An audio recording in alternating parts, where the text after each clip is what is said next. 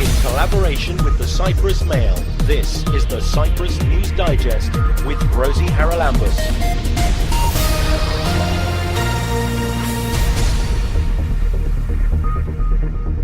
Coming up this week, we'll talk to the head of Britain's National Institute for Health and Care Excellence. Medicine has changed really quite dramatically over the last half century or so. It used to be pretty ineffective and pretty safe, and now it's extremely effective and therefore quite risky. Hear about a photographic exhibition on the collective memory of conflict in southeastern Europe. The main topic of the exhibition is how history is connected with photography. That means history, memory, how to deal with memory, and the connection with contemporary art. Talk to the author of a book entitled Resolving Cyprus, New Approaches to Conflict Resolution. I didn't want this to be a book of liberal moderates, so to speak, who were just going to come forward and just sort of say a lot of the things that other liberal moderates would nod their head. You know, it was deliberately sort of set out to get a broad cross-section of views. And we meet a Turkish Cypriot and a Greek Cypriot who've put past tragedy behind them to work for peace and reconciliation in Cyprus. My two brothers, two sisters, and my mother was massacred in that nasty event.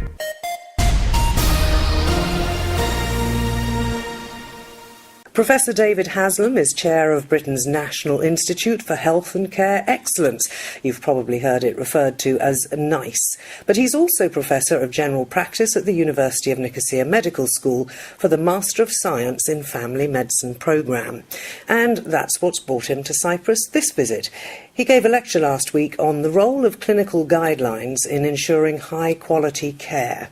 David, I think you've been quoted as saying that medicine used to be simple, now it's complex, and that's why these sort of guidelines are needed. Can you expand on that? Absolutely. Medicine has changed really quite dramatically over the last half century or so. It used to be pretty ineffective and pretty safe, and now it's extremely effective and therefore quite risky. So you've got really powerful drugs, really powerful operations, procedures and so on, that it's really important you use the right ones with the right people. That sounds such an obvious thing to say, but it's really important that the evidence is looked at, that the genuine benefits of using one treatment in one particular situation are looked at. And whereas in the past doctors could rely on what they'd learnt at medical school, for instance, which would keep them going for several decades, now things change so dramatically, so quickly, that we find that the things we believe in, the things that are effective, are changing all the time. So really important to be able to help clinicians with good, high-quality guidelines that help them deliver the best possible care for their patients. Sounds to me a bit as if you're suggesting that what we really need is committees like NICE or certain groups of people who spend their time just keeping up and then passing that information on to doctors in the hospitals, in the general practices, so that they don't have to spend their time trying to keep up because you've done it for them in a sense. Well, I remember some years ago reading a wonderful study from Scandinavia which had said that if a really motivated family doctor read 2 new research papers every day of the year to try and keep up to date, newly published papers, at the end of 1 year he or she would be 500 years behind in reading, because there's so much stuff being generated, there's so much evidence, there's so much research from around the world. And thank heavens for that. I mean, it's but you've also got to collate that research because you get false alarms absolutely. sometimes. Don't you? So you need, and what NICE does in the UK is use independent committees to look at the evidence, to help present it in a way that's beneficial to clinicians. And this is really important, to use patients and public and carers in the development of that. So we really make sure that we're looking at what matters to patients. This isn't some sort of obtuse sort of academic exercise. It's to try and deliver quality for patients. It's been in the news, though. I mean, I read the UK press occasionally, and NICE comes in for some pretty heavy flack sometimes when it doesn't approve new drugs because it says they're too expensive for what they do, and yet then it approves things that some people say, well, that shouldn't really be part of the national health scheme. How do you answer those sort of comments? It's a pretty rare day that we're not on the front page of one of the national papers. I mean, when I took the role as chairman last year, I realised it was going to be hugely controversial. The simple fact, everybody knows that there is a limit to what we can afford in terms of healthcare. People sometimes say to me, how can you put a price on a human life? Well, would you spend 100% of a country's gross domestic product looking after one person? No, of course you wouldn't. Well, therefore, there is a limit. The only question is, where is that limit? And when we're looking at new drugs, we have to say, does the benefit that new drug, probably more expensive, does the benefit that bring outweigh the extra cost? Because that money's got to come from somewhere, and part of my responsibility is to everybody else in the healthcare system, not the people, not just the people with cancer who might or might not get that drug, but the young mothers who need support with young children, and so on and so on. You can only spend any pound, any euro once. OK, and you've been here in Cyprus before, I think, and had meetings with our health minister. We've covered many times with him and other people in the health services here the ongoing struggle in Cyprus to implement a national health scheme. What were you able to discuss with him, bearing in mind the history that you've got in this field in the UK? Well, I think, without any sense of arrogance, NICE is seen as a world leader in the sort of work of looking at not just the cost effectiveness of drugs, but also at guidance and guidelines and how you measure quality and so on. And we have an international division, NICE International, that works in around about 60 countries, not trying to tell people to use our guidance, but to help countries work out what's best for them in terms of addressing this terrible dilemma of trying to balance infinite demand with finite resources, which is what we're faced with.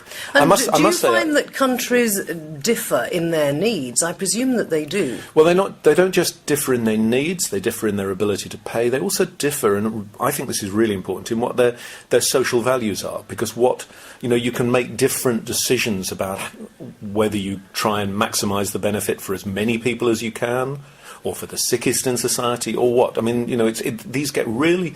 We spend more time discussing ethics and morals and issues like that than we do discussing money, because these things are really tricky, genuinely tricky. And I have to say, I'm full of admiration for the aspirations of Cyprus in terms of universal health coverage for the population. It's going to be a tricky journey, there's no doubt, and any support that NICE and NICE International can offer on this journey, I'm delighted to be part of. Well, and let's get back to the reason for this visit, and that's your lecture on clinical guidelines ensuring high-quality care. What does that mean to new doctors, the young people who are studying medicine at St George's at the University of Nicosia? Well, I think... I remember when I qualified as a doctor, which is, on the radio you can't tell how old I am, but you can tell how old I am. And that was a very long time ago. And you had this wonderful feeling on the day you qualify that you've learned medicine, you now know it. The simple fact is that things changing all the time. And a critical part of being any doctor is knowing how to keep up to date for your patients, so that you don't just go on making the same mistakes with ever-increasing confidence, which is a real risk. So my message to everyone at every stage of their career: fundamentally, stay enthusiastic, stay interested, stay passionate about quality. Remember who you're doing this for, which is the patients, and that will make you want to keep on top of it. And they do keep on top of it, but it's doubtless these guidelines that help them to do that.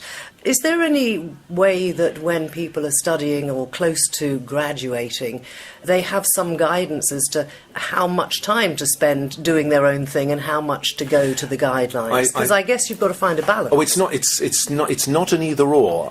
The last thing, I said in my lecture last week how really important it is not to treat guidelines as a cookbook. It's not, take patient and do this to him or her. It's, here is the guidance that you as a doctor must work with your patient, with the individual needs of the person who's with you, because so many people these days have multiple health problems as well, which makes this all very complicated. Find out what really matters to them. What is it you're trying to achieve? So doctors should do medicine with people, not to people. It should be a joint thing. So a critical part of medical education is learning how to keep up to date and learning how to be focused on the needs of your patients. And the reaction of patients when you deal with them this way, I suspect, because there's very much more communication between doctor and patient now than there used to be. You used to go to the doctor and whatever he said you just accepted. Now you're actually encouraged to possibly question or go for a second opinion. Well, I think the really interesting thing is medicine has been an extraordinary success story. I mean, the life expectancy has increased dramatically. The number of people living into a healthy old age is now dramatically more than it was a couple of generations ago. What this means is people are living with long-term conditions. So the model of medicine in the past was very much, you're well, you get sick, you get treated, you get better, or you don't get better. Now it's, you're well, you get sick, and then you live with a long-term condition, sometimes for decades. And if that's the case, if it's something like diabetes, hypertension, or whatever, then you matter. You're the person, you, the patient, are the person living with this condition, not the doctor who you see for 10 minutes every now and again. So for patients when they're acutely ill, if I have a heart attack this afternoon, I want the doctor to take over and just treat. But when I'm better and I'm in the long-term phase, I need to be part of that as a patient, part of the discussion. And I think patients are understanding this. But it's also important doctors don't force patients into making decisions, that they don't want to take. It's got to be finding out how to work with patients. Pleasure talking to you. That is Professor David Haslam, Chair of Britain's National Institute for Health and Care Excellence, or NICE, who was in Cyprus last week to give a lecture at the University of Nicosia, who of course run the St George's Medical School there. Thanks for joining me. It's my pleasure. You can subscribe to the Cyprus News Digest on iTunes for free and get the program downloaded to your phone or tablet so you can listen anytime, anywhere. There's a fascinating exhibition on at the Nicosia Municipal Arts Centre, and it's all about Europe, particularly the southeast. It's called Recorded Memories, and from the Goethe Institute we have Bjorn Lulai to tell us more about it. Bjorn, you were talking to me before we started this chat for the programme about how important this exhibition was, particularly in terms of us here in Cyprus. Why?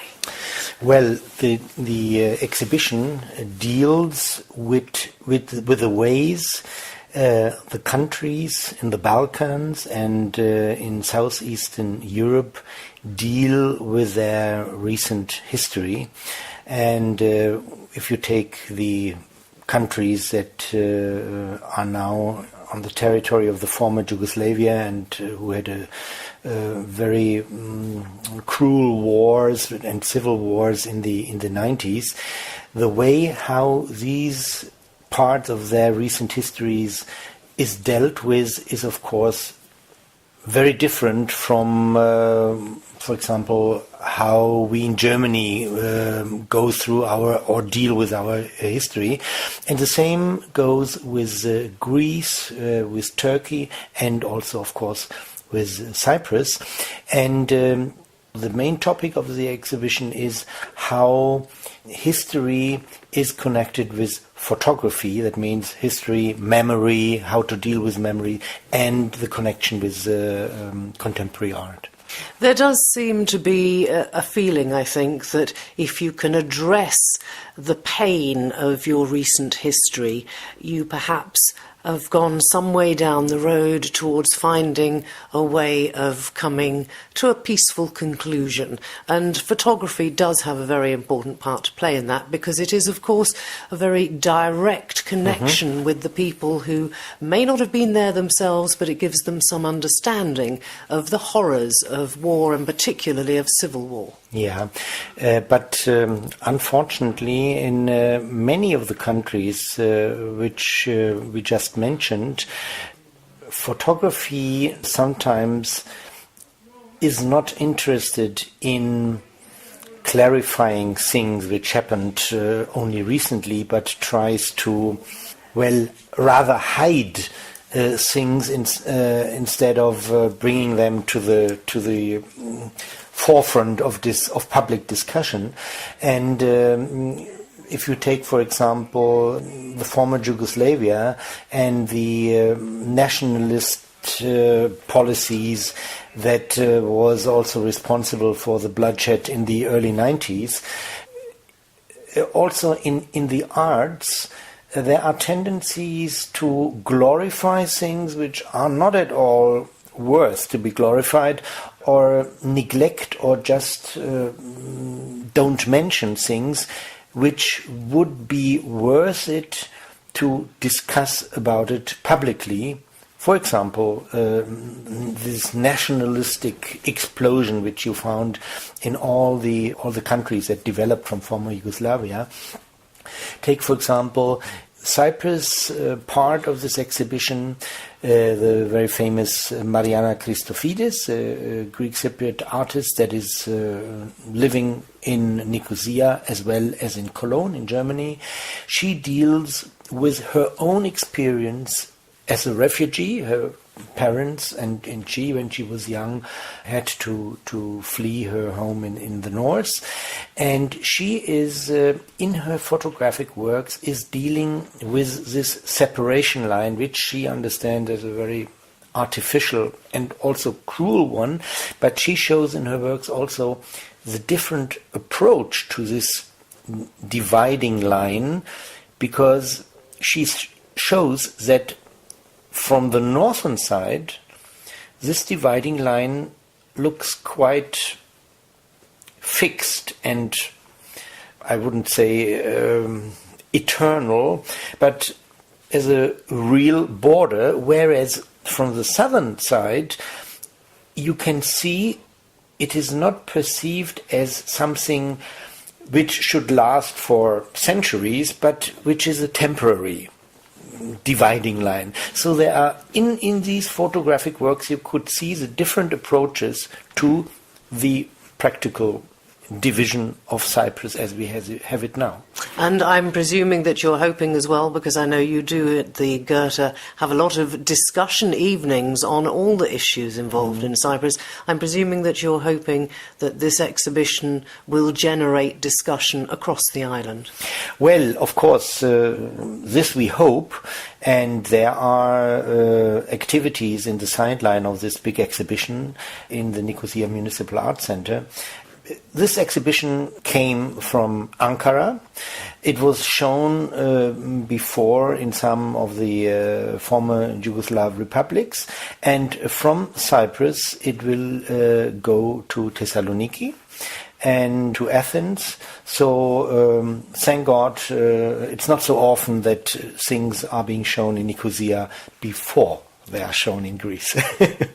Well, we wish you every success with it. It opened at the end of November, but it runs all the way through until very nearly the end of February. Yep. That's Recorded Memories, Europe South East at the Nicosia Municipal Arts Centre. Keep up to date with events in Cyprus and around the world with the Cyprus News Digest. Last Saturday, crowds gathered at the Lydra Street or Lokmachi checkpoint in central Nicosia for the bi-communal peace initiative United Cyprus event, which was to form a chain and join a ribbon across the divide in Cyprus. Two of the protagonists are a Greek Cypriot and a Turkish Cypriot who have come to work for reconciliation, Petros Soupouris and Hussein Akinsoy.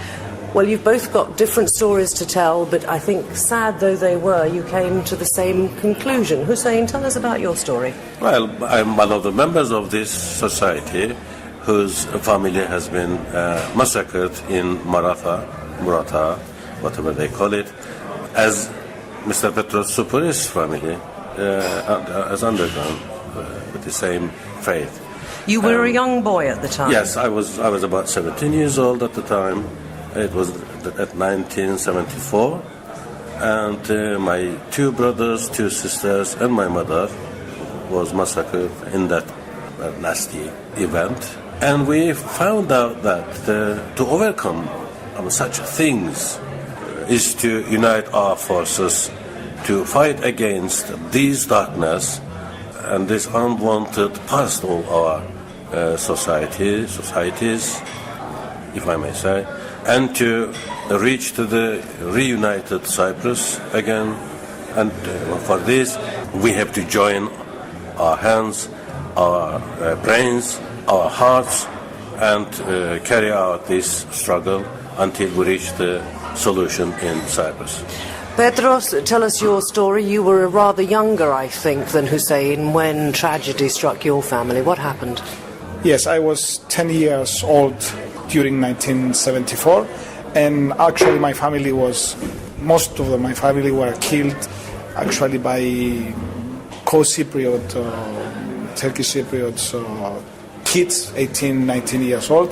So I lost my father, my mother, my auntie, and 3 of my brothers, younger. I survived myself and my brother. I was wounded also. But these are in the past now. We have overcome those. We have, with Hussein, we have, personally I have forgiven those people that they did this in an effort to create peace for this beautiful island.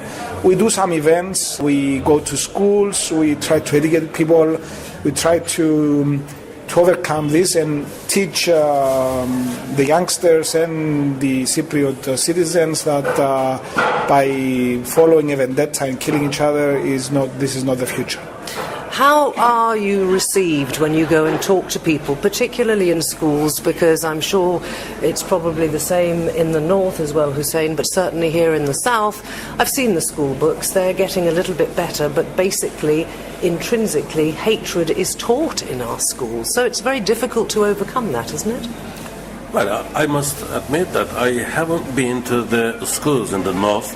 I've mostly been taking part in the schools in the south, actually, and I found out that most of the kids were not aware of what has happened in the past in this country. There's a tendency, sorry to interrupt, there's a tendency on both sides among the deniers to say that we didn't do anything wrong, it was them. How do you overcome that? Well, this is truth. But if we go together with Hussein to schools and with other people from our organization and talk to kids, they understand straight away. So we are not trying to convince the extremists. We are trying to isolate the extremists. We are trying to talk to the young boys, young girls, kids. This is the future. So if we educate those kids, then we have a future.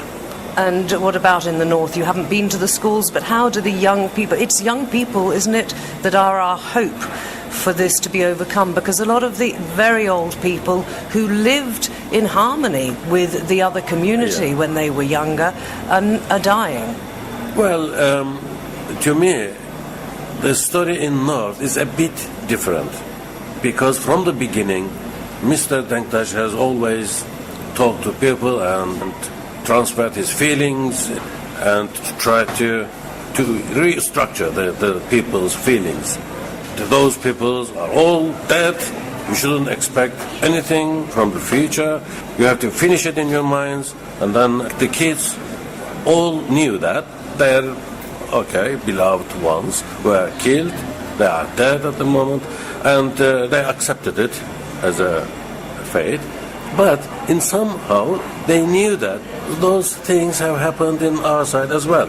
This is the small difference that I find out. I mean, between two sides, there's a difference.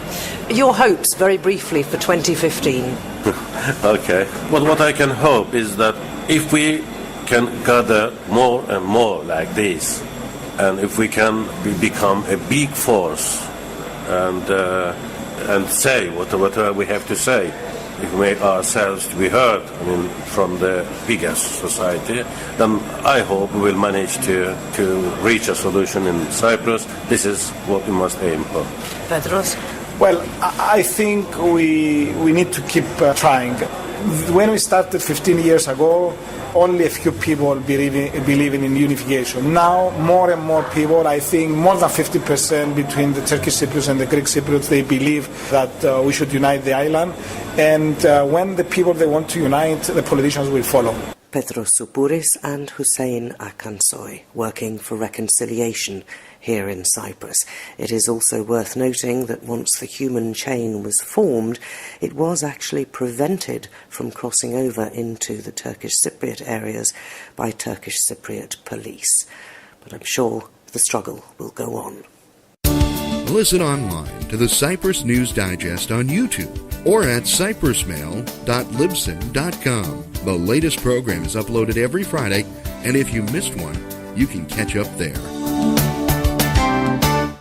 James Kerr-Lindsay is an expert on Cyprus and the Middle East and the Balkans, and he's just launched a new book called Resolving Cyprus, New Approaches to Conflict Resolution. He joins us now. James, what new approaches? Are there any left after 50-odd years?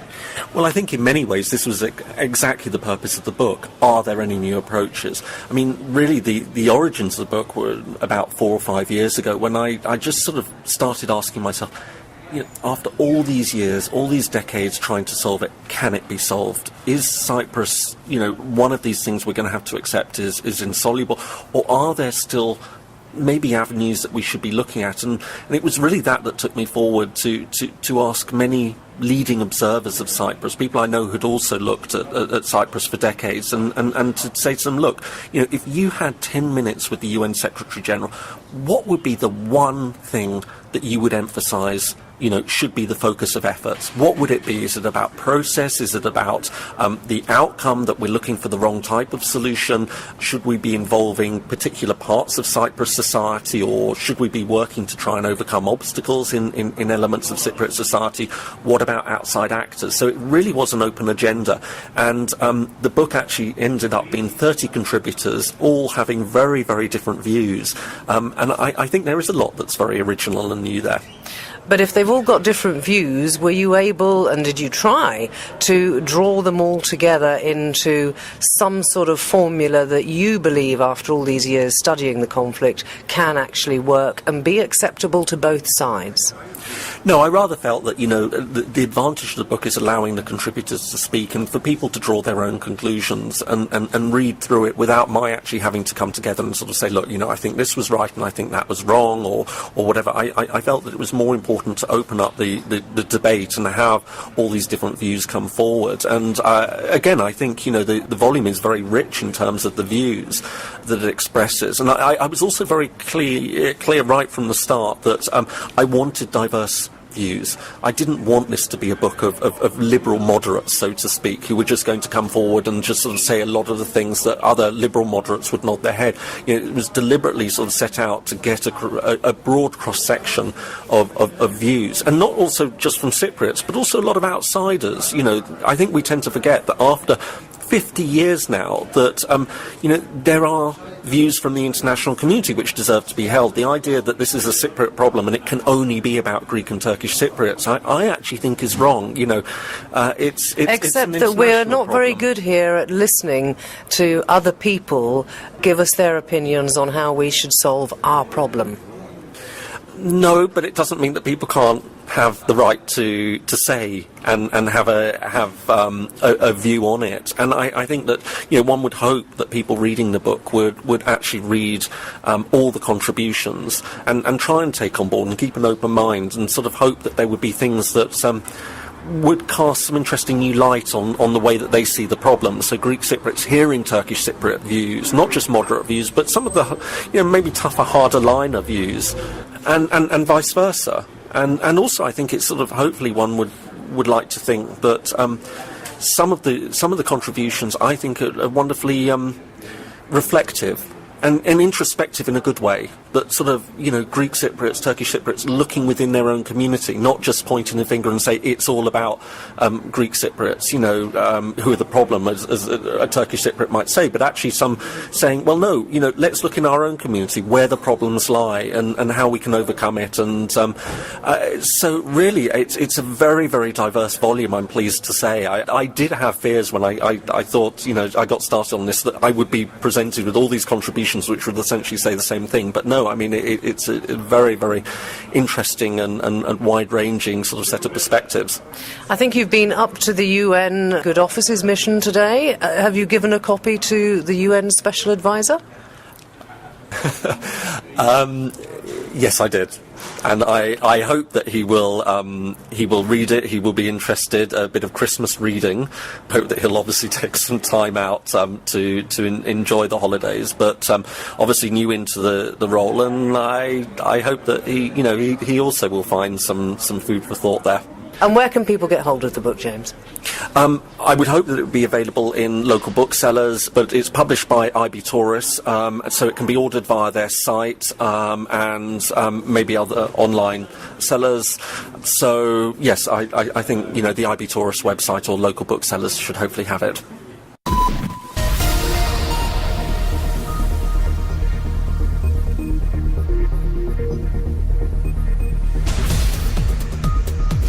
Well, that about wraps up this edition of the Cyprus News Digest. Many thanks for your company. Hope you'll join me next week. Till we meet again, take care and God bless. Bye-bye now.